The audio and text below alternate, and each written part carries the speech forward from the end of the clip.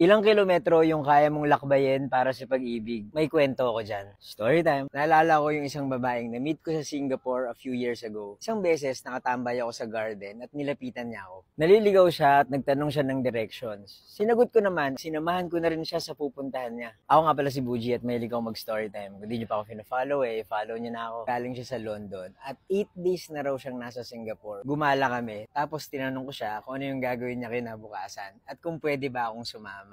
Pwede naman daw, punta raw kami dun sa isang sikat na university sa Singapore. Para tong UP Diliman na sobrang laki at sobrang ganda. 8 times na raw siyang nakapunta doon. Nagulat ako nung nalaman ko yung dahilan kung bakit siya pupunta doon araw-araw. Naabangan niya kung makakasalubong ba niya yung ex-boyfriend niya. Tinanong ko, ba't di mo na lang i-text? Di daw niya alam yung number. Tapos, binak daw siya sa email at sa lahat ng forms of communication. Basta ang alam lang niya, doon sa university na yun nag-aaral yung ex niya. Nagbabaka sakali siya, nabaka sa tiyaga niya, makita niya talaga yung ex-boyfriend niya at makausap. Nagmamakaawa siya na bumalik sa kanya. Gumasto siya ng more than 100,000 pesos para maglakad-lakad at umasa sa isang bagay na wala namang kasiguraduhan. Sobrang konti ng tao sa university noon. At nung tinanong ko yung guard kung bakit, ang sabi niya sa akin, school break daw.